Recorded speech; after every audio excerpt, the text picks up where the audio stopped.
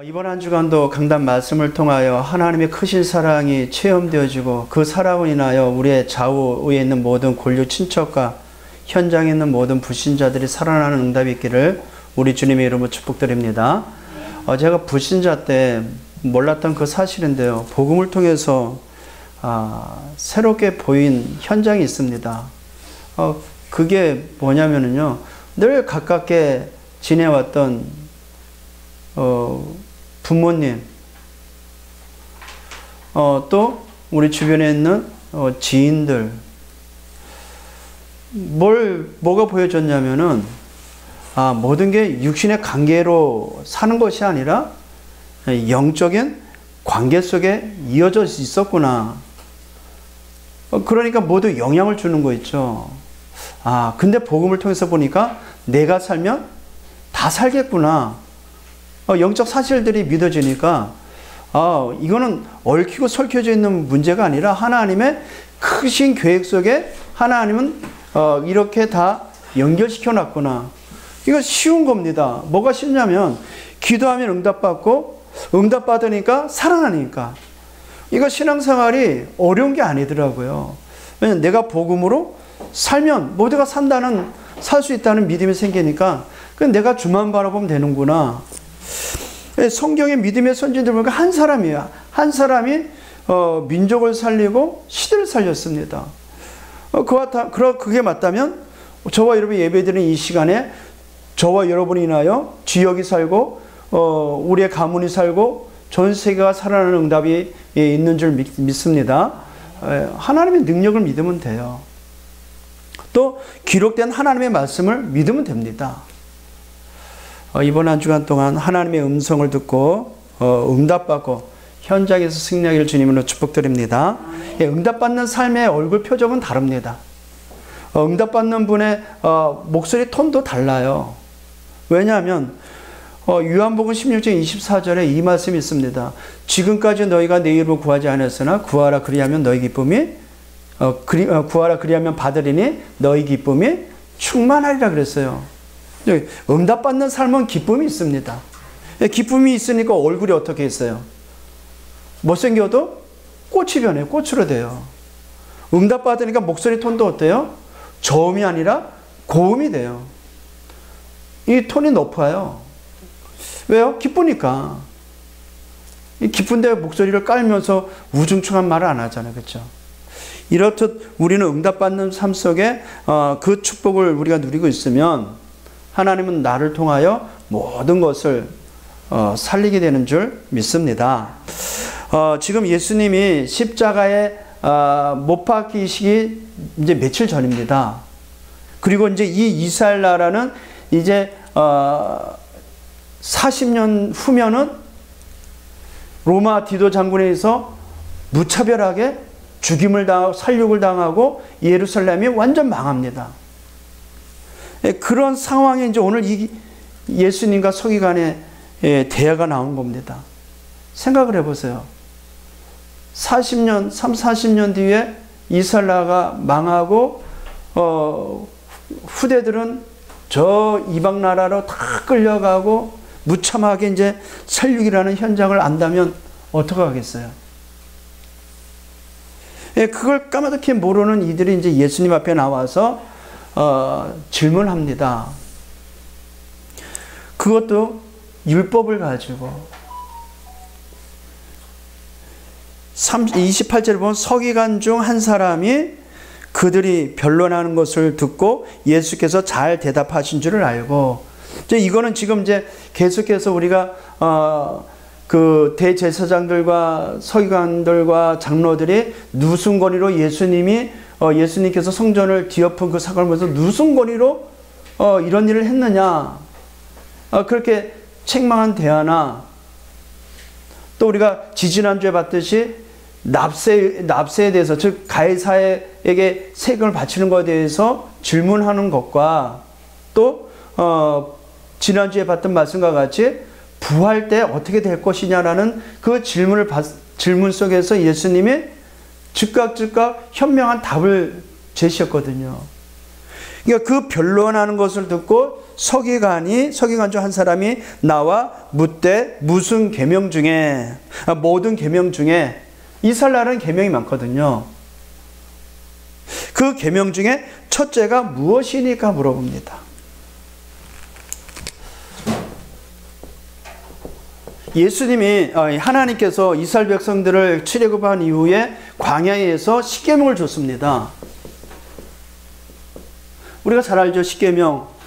1계명에서 4계명은 누굴 향한 말씀입니까?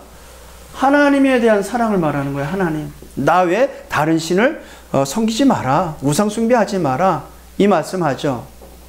그리고 5계명에서 나머지 10계명은 어디를 향한 것입니까? 이웃을 향한 계명이거든요. 그래서 첫 번째 5계명은 내 부모를 공경하라고 시작합니다. 자, 그러면 이 10계명은 왜 주셨을까요? 인간은 이것을 지킬 수 있는 힘이 없습니다. 근데 이것을 지킬 수 있는 하나님의 방법은 간단합니다. 임마누엘이거든요. 너희와 함께하겠다. 그 함께함을 인하여 이것은 되어지게 되어 있습니다. 근데 하나님과 함께하는 그 사실을 망각하고 출애굽하게 하신 그 하나님을 잊어버리고 이것을 내가 지키면 어려운 것입니다. 그래서 이 유대인들이 이 사실을 율법을 가지고 쪼개고 248개라는 규정령을 만들었어요. 즉 안식일을 지키라, 거룩하게 지키라. 그러면 안식일을 거룩하게 지키기 위해서 이거는 하지 말고 이거는 해야 되고, 또 뭡니까, 시행령을 또 만들어가지고 쪼개고 또 만들었어요. 왜 248개일까요? 인간의 몸의 신체의 개수가 248개랍니다.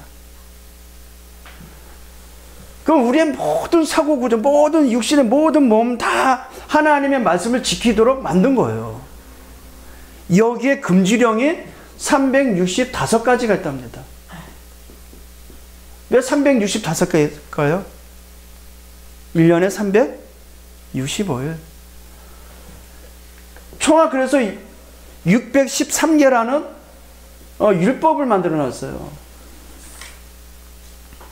그 율법에 613개라는 율법 조항을 만들어 와가지고 이것을 지켜야 된다. 그 중에 이제 오늘 서기관이 예수 앞에서 그 중에 첫 번째 되는 제일 중요한, 제일 가치 있는 율법이 뭡니까? 라고 질문한 겁니다.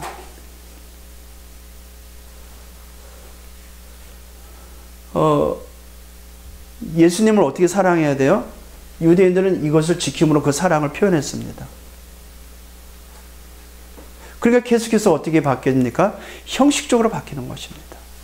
우리는 하나님을 어떻게 사랑합니까?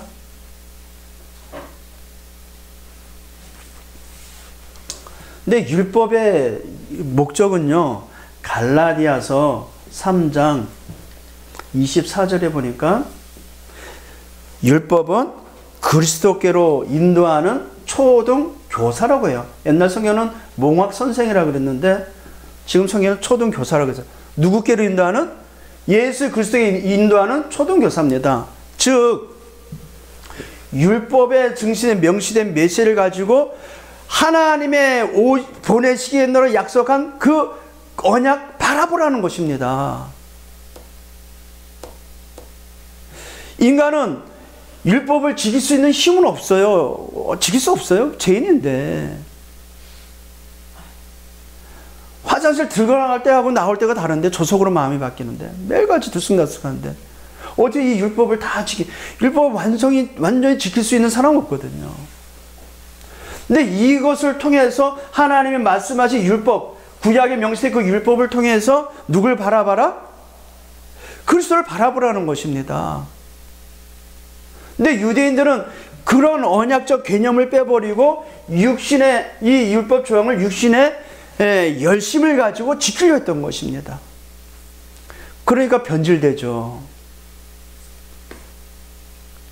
율법은 나의 죄성을, 나의 죄 상태를 드러나게 하고 구원에 이르도록 하는 그리스도를 바라보게 하는 것이 율법의 주된 목적인 것입니다. 여기에 이제 예수께서 대답하십니다. 예수님이 29절에 보니까 뭐라고 그랬습니까? 예수께서 대답하시되 첫째는 이것이니 이스라엘아 들으라 주 곧 우리 하나님은 유일한 주시라. 이거는 신명기 6장 4절 말씀이 시작하는 거예요. 쉐마 이스라엘아 그렇게 합니다. 쉐마. 그러니까 이스라엘 나라는 중요한 율법서 중에 그 쉐마, 토라, 탈무드가 있습니다. 하나님의 말씀을 들으라 그랬어요. 그 이스라엘 나라가 가장 주된 말씀의 이제 내용이 뭐냐? 이제 30절이에요. 내 마음을 다하고 목숨을 다하고 뜻을 다하고 힘을 다하여 너희 하나님을 사랑하라 하신 것이요. 하나님의 사랑은 어떻게 해야 됩니까? 하나님의 사랑 우리가 어떻게 해요?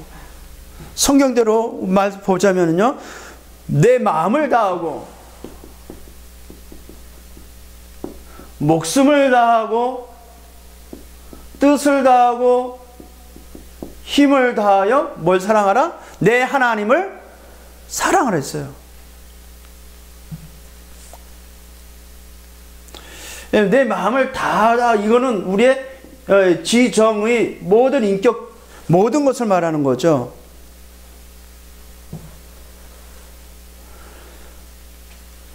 목숨을 다하고 우리의 생명을 생명을 바치라는 것입니다. 그리고 뜻을 다하고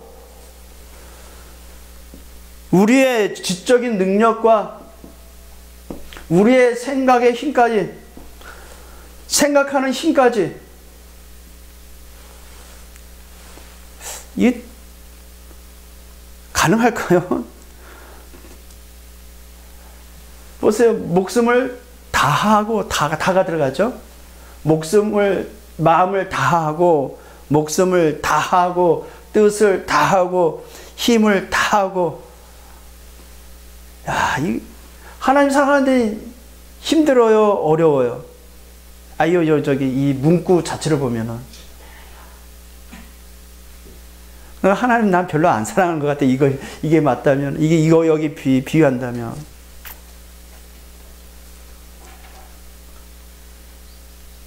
이게 무슨 의미일까요? 요한일서 4장 9절 10절에 이런 말씀이 있습니다. 하나님의 사랑이 우리에게 이렇게 나타난 바 되었으니 하나님이 자기 독생자를 보내심은 저로 말미암아 우리를 살리려 하심이니라. 사랑은 여기 있으니 우리가 하나님을 사랑한 것이 아니요 오직 하나님이 우리를 사랑하사 우리 죄를 위하여 화목 제물로 그 아들을 보내셨습니다. 하나님이 이렇듯 하나님의 마음은 온통 우리에게 있습니다. 우리의 구원의 모든 마음을 다 갖고 있습니다. 하나님은 독생자 예수 그리스도를 죽기까지 하셔서 우리를 사랑하셨어요. 하나님의 뜻은 변개함이 없이 오늘날 우리까지 구원에 이르도록 하나님의 자기 뜻을 펼치셨습니다. 하나님의 능력을 가지고 하나님의 온 힘을 다해서 우리를 구원하셨어요. 우리를 살리셨습니다. 분명히 말씀과 같이 우리가 하나님을 사랑한 것이 아니라 하나님 우리를 사랑하셔서 독생자를 보내주셨습니다. 자, 그러면 하나님의 사랑을 받은 자는 누굴 사랑하게 돼요? 예, 하나님을 사랑할 수 있는 것입니다. 예수 그리스도의 그 하나님의 확정하신 그 예수 그리스도의 그 사랑으로 우리도 그 하나님을 사랑할 수 있는 거예요. 근데 하나님의 사랑을 어떻게 체험할 수 있어요? 오직 복음을 통해서만 체험할 수 있는 것입니다. 예수가 그리스도의 사실을 깨닫지도 못하고 알지도 못하는데 하나님의 사랑을 알 수 있을까요? 그것이 안 깨달아지고 안 믿어지니까 사랑은 안다는 것이거든요. 누군가를 사랑한다는 것은 상대방을 알기에 사랑하는 것입니다. 그렇죠? 우리가 하나님을 사랑한다는 것은 그 하나님이 누구인지 알기 때문에 사랑할 수 있는 것입니다. 그러면 그 하나님의 사랑은 뭘로 나타나셨어요? 예수 그리스도로 나타나신 것입니다.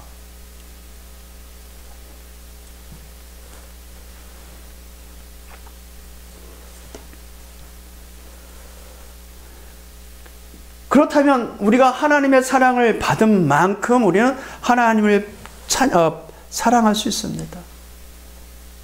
진짜 복음을 통해 복음을 들으면 들을수록 하나님의 사랑, 우리가 304장 찬양에 하나님의 그 크신 사랑 말로 다 할 수 없다. 그렇죠? 하늘을 두루마리 삼고 바다를 먹물 삼아도 그 하나님의 사랑 다 기록할 수 없다. 왜? 복음을 들으면 들을수록 그 사랑은 너무 많아요. 근데 복음은 듣지 아니하고 복음의 말씀은 듣지도 못하고 율법적 조항을 가지고 지켜야 된다라는 것 말만 들으면 하나님의 사랑을 체험할 수 있을까요? 못 찾죠. 내가 주가 되고 내가 해야 되기 때문에. 그래 그 사랑을 받지 못하니까 마음을 다하고 목숨을 다하고 뜻을 다하고 힘을 다하고 하나님을 사랑할래야 사랑할 수 없어요. 그거는. 그러니까 계속 형식적으로 가는 것입니다. 이게 종교적인 사랑은 형식주의로 갈 수밖에 없는 것입니다.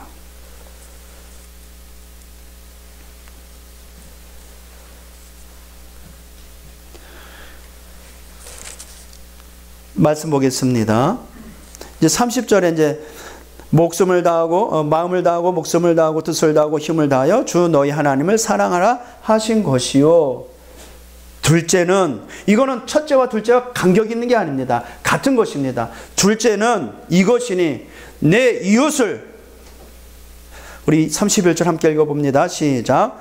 둘째는 이것이니 내 이웃을 내 자신과 같이 사랑하라 하신 것이라. 이보다 더 큰 계명이 없느니라.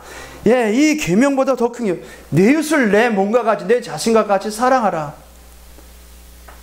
사랑할 수 있어요? 없어요. 나 몸 하나 건사하기 힘든데 무슨 개코 같은 사랑. 그죠? 사랑한다고 결혼해놓고도 사랑하자 매일 싸우는데 무슨 사랑이에요? 예, 이것은 하나님의 사랑을 입은 자, 그 뜻대로 부르심을 받은 자, 로마서 8장 32절 말씀이죠.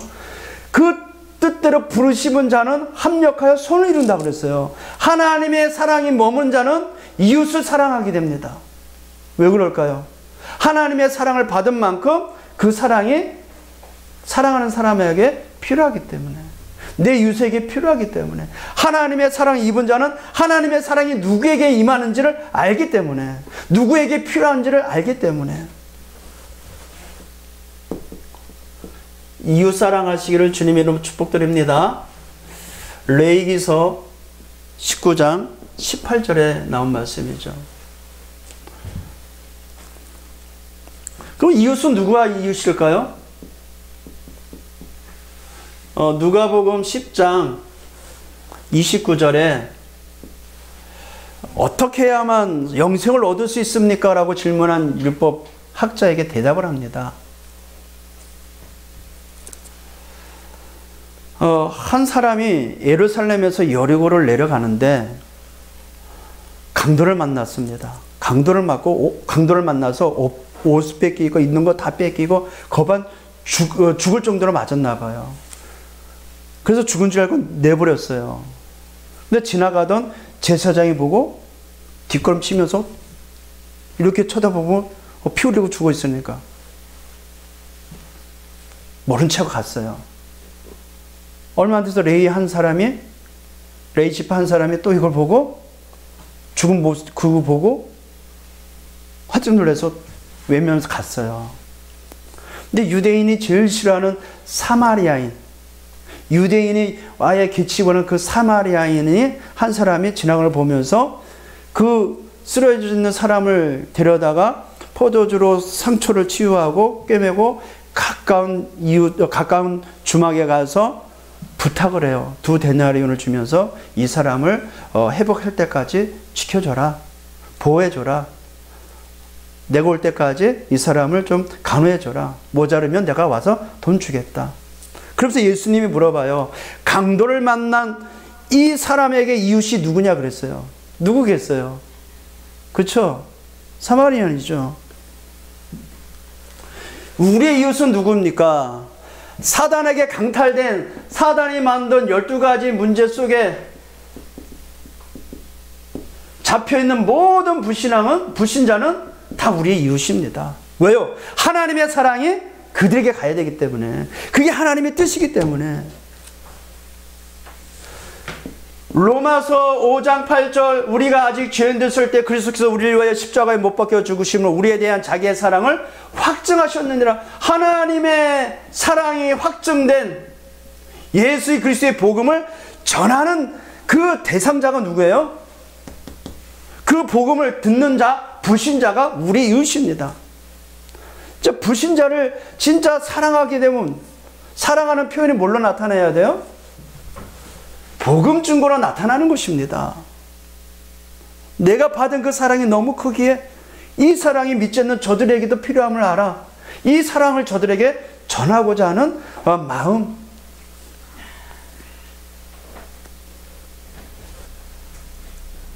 근데 유대인들은 하나님의 사랑을 하기 위해서 너무나도 지극정성으로 율법적으로 너무나도 많이 지켰습니다.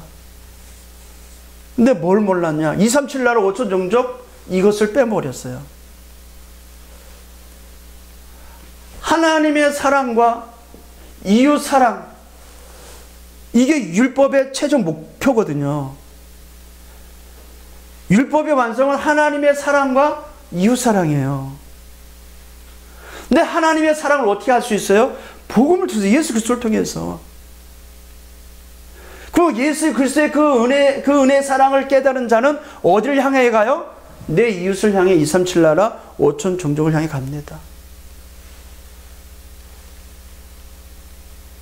또 반대로 하나님의 사랑을 전한답시고 이웃 사랑하기 위해서 열심 봉사 특심을 합니다. 그러면 이웃 사랑에게 뭐가 전달되어져야 돼요? 물질이 전달되어지면 안 됩니다. 복음을 빼고 물질이 전달되어지면 죽여버리는 것입니다. 우리 이웃에게 가장 필요한 게 뭡니까? 복음입니다. 복음. 하나님의 사랑. 그래서 하나님의 사랑을 입은 자는 좌우가 보입니다. 전후가 보여요. 그래서 예수님이 요한복음 21장 15절에서 18절에 베드로에게 물어보잖아요. 부활하신 주님이 예수님을 모른다고 부인한 베드로를 찾아오셔가지고, 예수님이 잡히던 그 날에 모른다고 3번이나 부인했었잖아요. 그럼 베드로를 찾아오셔서 물어봅니다. 너가 나를 사랑하느냐?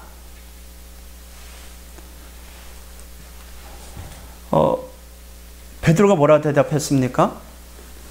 내가 주를 사랑하는 줄 주께서 아시나이다. 왜 그런 대답을 했을까요? 그 사랑을 받아봤기 때문에, 그 사랑을 받은 베드로였기 때문에, 하나님의 마음을 알기 때문에, 나를 위해 죽기까지 사랑하신 그 예수 그리스도의 그 사랑을 알기 때문에, 나에 대한 하나님의 뜻을 알기 때문에. 너가 나를 사랑하느냐? 우리 뭐라고 대답하겠어요? 잘 모르겠는데요.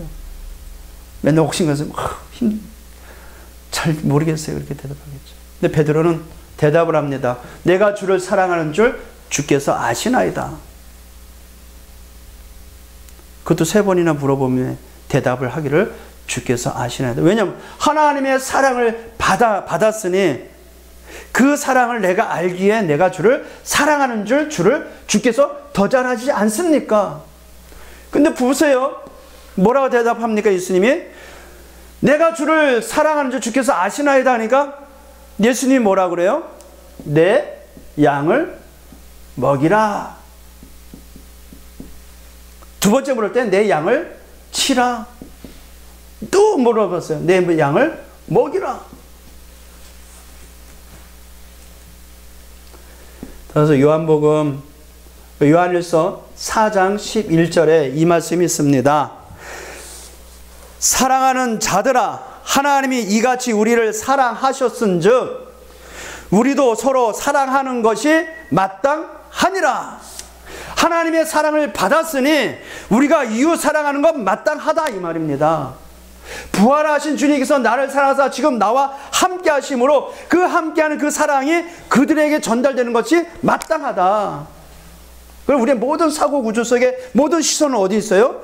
복음 듣지 못한 모든 영혼들에게 있어야 되는 것입니다. 그게 하나님의 사랑을 입은 자들의 특징입니다.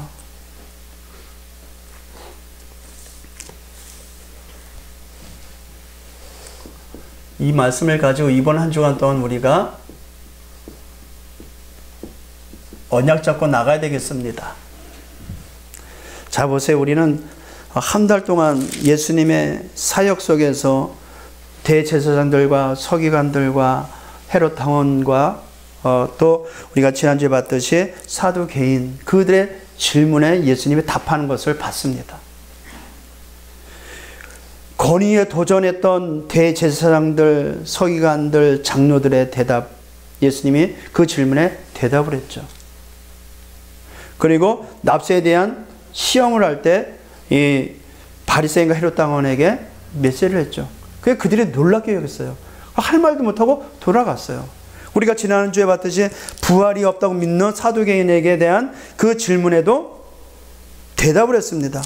그랬더니 뭐라 그래요? 매우 논란이라. 그리고 또 사두개인들은 알지 못함을 그들의 질문에 현명한 답을 주셨죠. 오늘도 이 큰 계명을 물어보는 서기관에게 답을 주니까 뭐예요? 감히 묻는 자가 없더라. 이 말은 뭡니까? 예수님의 그 책을 잡으려고 해도 흠이 없는 것을 우리에게 지금 보여주고 있습니다. 예수께서는 완전하신 분입니다. 흠이 없는 분입니다. 그분이 오늘 우리에게 또 말씀하신 것입니다. 목숨을 다하고 힘을 다하고 마음을 다하고 힘을 다하고 목숨을 다하고 뜻을 다하고 힘을 다하여 내 하나님을 사랑하라. 어떻게 하는 게 하나님을 사랑하는 거겠습니까? 복음의 말씀을 통하여 복음을 들으면서 예수의 그 전 사실을 믿어지면 믿어지는 만큼 그 사랑이 보여집니다. 찬송가에도 그랬죠. 예수 사랑하심은 성경에 쓰였네. 날 사랑하심 성경에 쓰였네. 예, 복음의 말씀을 들으면 들을수록 하나님의 사랑이 체험되어지고 깨달아집니다. 믿어집니다. 그 사랑을 입었기에 그 사랑을 가지고 이웃을 향해 갈 수 있습니다. 이번 한 주간 이 언약의 말씀 붙잡고 승리할 주님으로 축복드립니다. 그래서 하나님의 사랑, 어떻게 복음의 말씀을 가지고 24 말씀 속에, 하나님 말씀 속에, 24 기도 속에, 24 전도 속에 있어라. 그렇잖아요. 진정한 사랑하는 사람들, 연인들 보면은 24예요. 그렇죠? 사랑하니까. 우리가 하나님을 사랑하면 24 할 수 있습니다. 근데 왜 24가 안 돼요? 지금 내 코가 석자거든.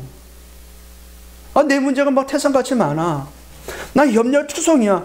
거기에 잡혀있으니까 하나님을 향한 24가 안 되는 것입니다. 하나님 우리에게 불꽃 같은 눈을 지켜보면서 그 사랑이 눈이 멀어서 우리를 바라보고 있음에도 불구하고 바라보지 못해. 내가 갖고 있는 처지 때문에. 그래서 말씀의 각인, 복음의 각인뿔이 체질화시키라는 말은 24하는 그 하나님과 임마누엘이란 하나님의 최고의 사랑이 임마누엘로 나타나셨잖아요. 그 사랑이 지금 내 안에 있지 않습니까? 그러면 그 24 말씀을 가지고 행복해라. 행복의 시간 가져라. 24 기도와 전도 속에 참된 힘을 얻기를 주님으로 축복드립니다. 하나님의 사랑 24.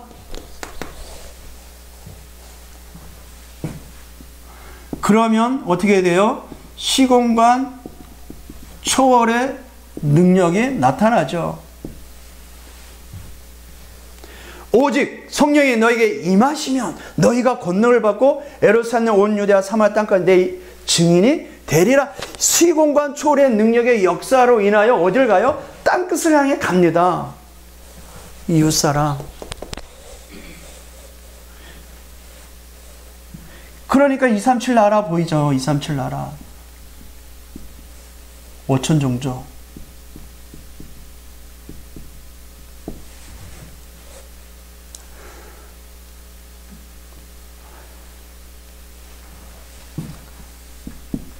이런 삶을 사는 성도는 개인이 전무후무한 응답이요, 이 섬기는 교회 속에 전무후무한 응답을 누릴 수 있는 거죠. 그러니까 가는 현장을 살리는 전무후무한 응답의 역사가 일어나는 것입니다.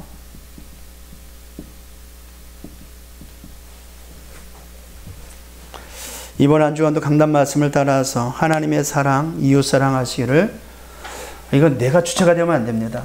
복음의 말씀 속에서 하나님의 사랑 체험되어지고 그 사랑으로 인하여 이웃 사랑이 되어지는 응답이 있기를 우리 주님으로 축복드립니다. 기도합니다. 살아계신 우리 아버지 하나님, 먼지와 같은 우리 인생을 사랑하시고 티끌 같은 우리의 삶에 함께 하시고 안개와 같은 인생의 모든 여정 속에서 세계복음의 재창조의 역사를 이루시는 하나님의 큰 은혜를 감사를 드립니다. 이번 한 주간도 하나님의 크신 사랑을 말씀 속에서 확인하며 현장 속에서 누리게 하여 주옵소서.